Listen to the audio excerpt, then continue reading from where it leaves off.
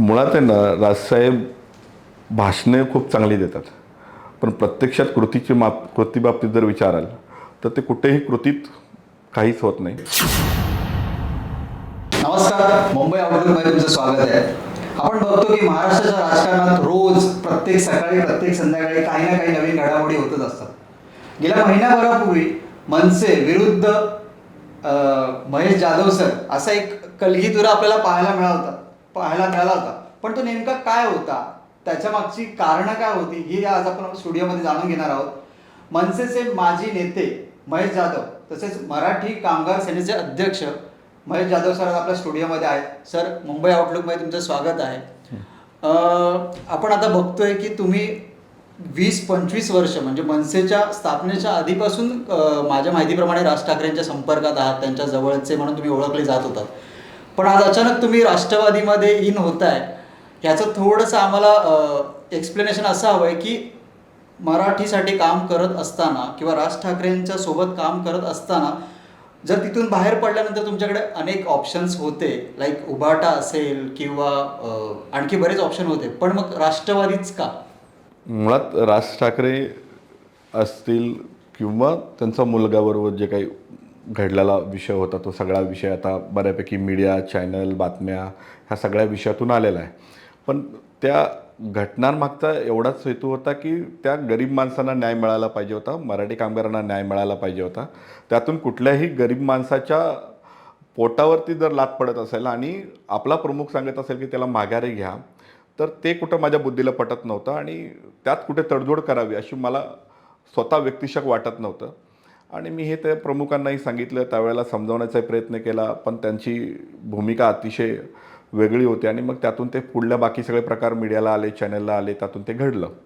पण हे असं होण्याची पहिलीच वेळ होती की याआधी पण तुम्हाला असं थोडंसं याबद्दल अनुभव आले होते की हे कुठेतरी वेगळ्या ट्रॅकवर चाललंय असं?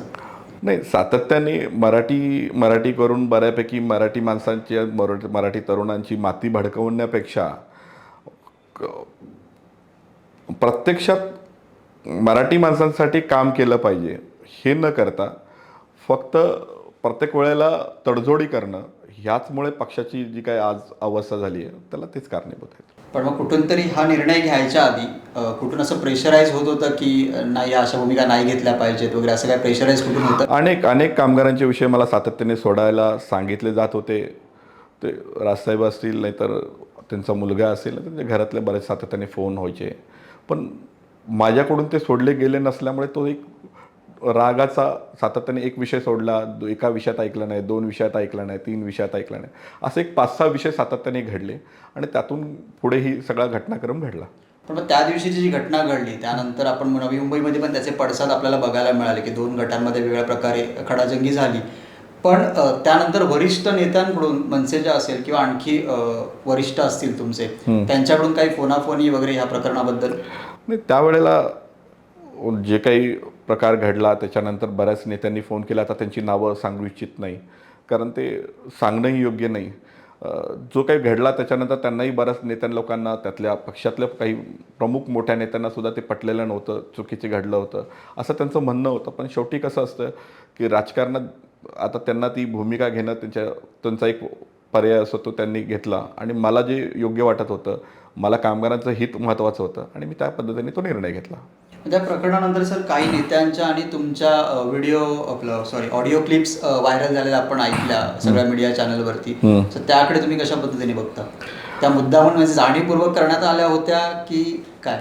नाही, काय झालं की ज्या पद्धतीने तो प्रकरण चालू झाला आणि मी फेसबुक लाईव्ह केलं, त्याच्यानंतर ते त्यांच्याकडून प्रतिहल्ले होऊ लागले, तर त्या हल्ल्याची जे काही ते खोटे आरोप करू लागले किंवा काही गोष्टी सांगू लागले मीडियासमोर की कामगारांनी मारलं किंवा मी खंडणीखोर आहे किंवा आणखीन काय आहे, जे काय म्हणायचं होतं त्यांना ते सगळे बोलल्यानंतर माझ्याकडे जे काही सांगत होते त्याचे तथ्य होते आणि मी जे काही भांडत होतो ते खऱ्यासाठी भांडत होतो, म्हणून मला नाईलाजास्तव असतो ते रिलीज करावे लागले.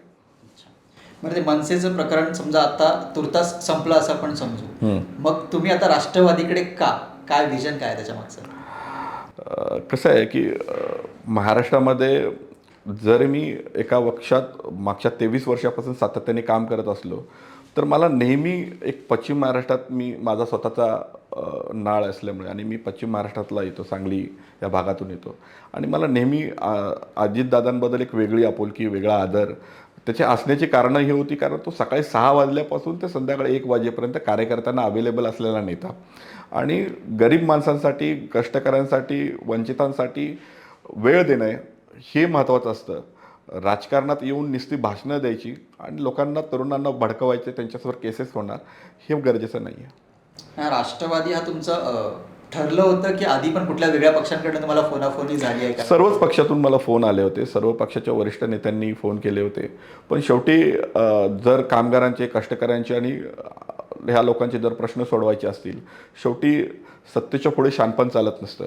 शेवटी रस्त्यावरचा संघर्ष करताना सुद्धा मी मागच्या 23 वर्ष रस्त्यावरचा संघर्ष केला आहे. 23 वर्ष कामगारांसाठी भांडत असताना वेगळ्या कामगारच नाही तर इतरही कुठलेही विषय जर हाताळत असेल तर शेवटी सिस्टम जी असते ती विरोधातल्या पक्षातल्या नेत्यांकडेचे विषय जे असतात ते एवढ्या तात्परतेने ऐकत नसते. किमान सत्तेतला पक्ष असेल आणि सत्तेतला विषय असेल तर ते थोडंसं लवकर सॉल्व्ह होतो आणि विरोधात असेल तरीही सॉल्व्ह होतं, पण त्याला कालावधी जातो. पण किती काळ आपण त्या कामगारांचा प्रत्येक प्रश्न सोडवायला काळ घालवायचा, त्याच्यापेक्षा सत्तेतला पक्ष असेल तर तो किमान लोकांचे प्रश्न सुटतील, व्यथा सुटतील ह्याच्यासाठी. साधारणतः किती माणसं आहेत आपल्यासोबत आता राष्ट्रवादीमध्ये तुम्ही जेव्हा प्रवेश करताय तेव्हा? माझी मराठी कामगार सेना जी आहे ती महाराष्ट्रभर आहे. त्याच्यात सुरक्षा रक्षक साधारणतः 22-23 हजार सुरक्षा रक्षक आहेत, जे वेगवेगळ्या तुम्हाला ठिकाणी दिसतात. 16-17 हजार तुमचे माथाडी कामगार आहेत. इतरही अंगणवाडी सेविका असतील, आशा वर्कर्स असतील, बांधकाम कामगार असतील, असंघटित कामगार असतील, अशा सगळ्या प्रकारचे कामगार म्हणून 1,68,000 महाराष्ट्रभर सभासद आहेत. आणि आत्ता जेव्हा आम्ही पदाधिकारी आणि कार्यकर्ते म्हणून साधारणतः 2-1 हजार लोक आम्ही राष्ट्रवादी काँग्रेसमध्ये प्रवेश करतो. सध्याच्या एकंदरीत महाराष्ट्रातल्या बदलत्या राजकारणाबद्दल, म्हणजे रोज आपण बघतोय समीकरणं बदलत आहेत, तर त्याकडे एक कार्यकर्ता म्हणून, सर्वसामान्य कार्यकर्ता म्हणून तुम्ही कसं बघता? त्या बदलाकडे चांगल्या दृष्टीने बघता येतं आणि वाईट दृष्टीने बघता येतं. पण शेवटी कार्यकर्ता म्हणून मला जे वाटतं, शेवटी पक्ष म्हणून पक्षाच्या वेगवेगळ्या भूमिका असतात, त्या कार्यकर्त्यांनी पालन करणं आणि त्याचं अंमलबजावणी करणं हे त्या कार्यकर्त्याचं काम असतं. काय वाटतं, एक मीडियासमोर जी तुमची गेल्या महिन्याभरात जी इमेज आपण म्हणून उभी केली गेली किंवा उभी झाली, तर ती काय म्हणतात पुसण्यासाठी एक कुठेतरी राष्ट्रवादीतून आपण जे आता कामाला सुरुवात करतोय त्याला हेल्प होईल? नाही, मुळात माझी काही इमेज निगेटिव्ह झालीच नाही. जी झालीच असेल तर ती ज्यांनी हे सगळं घडवून आणलं किंवा त्यांनी जे काही केलं त्यांचं जे काही नुकसान झालं असेल. माझ्या हातून काही नुकसान झालं नाही. आजही माझी लोक माझ्याबरोबर आहेत, माझ्यावर विश्वास ठेवून आहेत आणि त्यामुळे जी काही नुकसान झालं असेल तर ते त्यांचंच झालं असेल.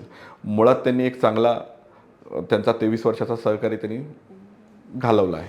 काय वाटतं तुम्हाला, तुमचे जुने सहकारी अजून काही त्या पक्षामध्ये आहेत, कार्यरत आहेत ते अजूनही त्या पक्षामध्ये, त्यांचे काही टचमध्ये आहेत किंवा काय त्यांची पण भावना सेम आहे का या बाबतीत? तशाच भावना आहेत, पण त्या आता ते सांगणं योग्य नाही कोण टचमध्ये कोण नाही याच्या गोष्टी बोलता येईल. मी नाव नाही विचारत तुम्हाला, पण एकंदरीत भावना त्यांची भावना तशाच आहेत. बरेच जण नाराज आहेत. शेवटी कसं असतं की तुम्ही जेव्हा प्रमुख असतात आणि प्रमुखांचा मुलगा असेल समजा, तर शेवटी त्यांनी कसं वागावं, काय वागावं हा त्यांच्या पक्षप्रमुख आणि त्यांच्या पक्षाचा विषय. शेवटी मी त्यांना सांगणं की तुम्ही कसं वागावं लोकांशी, पण किमान ह्यातून काहीतरी बोध घ्यावा आणि पुढे चांगलं व्हावं.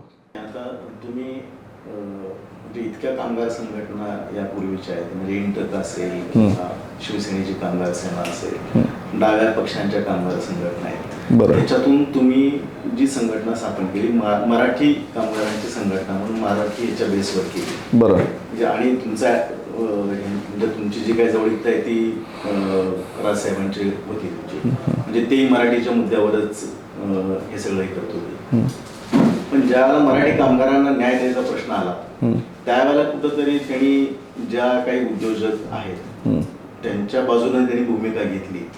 म्हणजे त्यांच्या मूळ जे काही त्यांची तत्व आहेत त्यांच्याशी कुठं प्रतारणा केली म्हणून तुमचं काही असं एक हे झालं का? नाही, मुळात आहे ना, राजसाहेब भाषणे खूप चांगली देतात, पण प्रत्यक्षात कृतीबाबतीत जर विचाराल तर ते कुठेही कृतीत काहीच होत नाही. मराठी माणसांसाठी मी अनेक वेळा त्यांच्यासमोर मी मराठी वेगवेगळ्या कंपन्यांमध्ये कशी टक्केवारी कमी झालेली आहे. एक उदाहरण सांगतो, त्या कंपनीचं नाव घेणं योग्य नाही, तरीसुद्धा एकंदर रिलायन्ससारखं एक उदाहरण सांगितलं मी. त्यात 1,00,000 लोकांचा PFचा डाटा काढला आणि त्यातून मराठी माणसांची संख्या आहे ती 6,000 होती. 1,00,000पैकी जर 6,000 मराठी फक्त जर असतील, मग बाकीचे जर बाहेरचे असतील, मग मराठी करून मग नेमकं करतोय काय? मग हे सगळा डाटा दिल्यानंतर त्यांना ते इम्प्लिमेंट करून घेण्यासाठी म्हणून सरकारवर प्रेशर आणता आलं असतं किंवा बरेच मुद्दे मांडण्यासारखे होते. मी बऱ्याच वेळा बरेच मुद्दे मांडलेले आहेत. जे काही शक्य असेल तेवढ्या सगळ्या गोष्टी मी सांगण्याचा प्रयत्न केला आहे. पण आता ह्या सगळ्या गोष्टीचा विचार करता कसं होतं, शेवटी वेगवेगळ्या संघटना, जसं तुम्ही म्हटलात की वेगवेगळ्या संघटना असतात आणि एवढ्या संघटना आहेत, मग आमच्याकडेच का आणि मग मराठीच का? तर ते असं होतं की मी जेव्हा ही 2016-17ला जी स्थापन करण्याची संघटनाच मूळ उद्देश होता की महाराष्ट्रभरातल्या मी अनेक कंपन्यांचा PFद्वारे डाटा काढला होता आणि त्या कंपन्यांमध्ये, वेगवेगळ्या कंपन्यांमध्ये 80% म्हणून जो 2008चा GR होता, 80% भूमिपुत्रांना किंवा स्थानिक लोकांना नोकऱ्या मिळाल्या पाहिजेत. त्या नोकऱ्या मुळात दिल्याच जात नाहीत. ते उद्योग विभागाचं जे काही खोटं प्रेझेंटेशन आहे ते सरकारला किंवा त्या डिपार्टमेंटला सादर केलं जातं की ह्या कंपन्यांमध्ये 80% भरले आम्ही किंवा भरलेले आहेत, अशी जी काही आकडेवारी देते ती खोटी आहे. कारण हे सगळं आकडेवारी खोटी का आहे, कशी आहे हे दाखवण्यासाठी म्हणून मी PF डिपार्टमेंटचे बरेचसे आकडेवारी कंपनी वाईज काढले होते. त्यांचा कोणत्या कंपन्यात किती मराठी पर्सेंटेज आहे, किती अमराठी आहेत. आता अमराठी मराठीपेक्षा पण जास्त महत्त्वाचं काय आहे की तो महाराष्ट्रात 15 वर्ष वास्तव्याला आहे का? जर 2 दिवसापूर्वी एखादा माणूस येतो आणि क्लास 4च्या नोकरीसाठी तर काही शिक्षण लागत नाही आणि ह्या सगळ्या क्लास 4च्या नोकरी आहेत. क्लास 4ची नोकरी असलेल्या माणसाला जर शिक्षणाची गरज नसेल आणि तो माझा मराठी माणूस करू शकतो, माझ्या महाराष्ट्रातला मराठी माणूस करू शकतो, ह्या सगळ्या करत असताना सुद्धा त्या नोकऱ्या मिळत नव्हत्या. आणि ह्या सगळ्या भूमिकेतून मग ती मराठी कामगार सेनेची स्थापना झाली. आज मराठी कामगार सेनेची 1,68,000पेक्षा जास्त सभासद आहेत आणि देशातली एकमेव संघटना आहे की जिचा मोबाईल ॲप आणि मोबाईल ॲपवरनं ह्या कंपन्यांची, म्हणजे ह्या मराठी कामगारांची नोंदणी होते. ज्यांना काही समस्या असतील तर त्या ॲपद्वारेच तो आपल्याकडे रजिस्टर करतो. त्याच्या सभासद फीजपासून त्या सगळ्या गोष्टी सगळे ऑनलाईन प्रोसेस आहे. म्हणजे देशातली एकमेव कामगार संघटना आहे की जिचं मोबाईल ॲप आहे, ज्याच्यावरून मोबाईल ॲपवरनं सभासद होण्यापासून ती सगळी कंप्लेंट रिझॉल्व्ह होण्यापर्यंतच्या सगळ्या गोष्टी होतात. महाराष्ट्रभर पदाधिकारीसुद्धा आहेत. आणि ह्या सगळ्या गोष्टी फक्त माझं तेच मत होतं की आपण हे करण्यामागचा एवढाच उद्देश होता की किमान आपल्या इथल्या मराठी माणसांना जे 15 वर्ष वास्तव्य करत म्हणलं, कुठल्याही जाती धर्माचा पंथाचा कुठलाही असू दे, पण त्याला कामगाराला कुठली जात नसते, तर त्याला एकच जात असते की त्याला त्याचे पैसे मिळाले पाहिजे, त्याला जगणं सोयीस्कर झालं पाहिजे.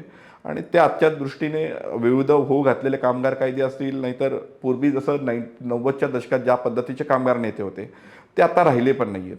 आणि तेवढे लढाऊ कामगार नेते नसल्यामुळे जी पोकळी निर्माण झाली आहे आणि त्या पोकळीकडे पाहता असं वाटत होतं की कुणीतरी ह्या सगळ्या लोकांसाठी लढलं पाहिजे, काहीतरी केलं पाहिजे, ही सगळी भूमिका होती माझी. आता तुम्ही सत्तेत असलेल्या पक्षासोबत जाता, म्हणजे हा प्रश्न घेऊन तुमचा म्हणजे तिथं जाण्याचा हेतू पण की हा न्याय या लोकांना मिळाला पाहिजे, हीच भूमिका तुमची कायम राहील? हो, हीच भूमिका कायम राहणार आहे. सत्तेत जरी गेलो असलो तरी माझं म्हणणं असेल की इथल्या जे काही कामगार असतील, कामगारांचे प्रश्न असतील, ते लवकरात लवकर सोडवले जावे, तडीस जावे. ह्याच्यासाठी म्हणून शेवटी सरकारी यंत्रणा जी असते ती सरकार सत्तेतल्या पक्षाचं थोडंसं ऐकते आणि त्यामुळे ते निर्णय लवकर होतात, बाजूने होतात.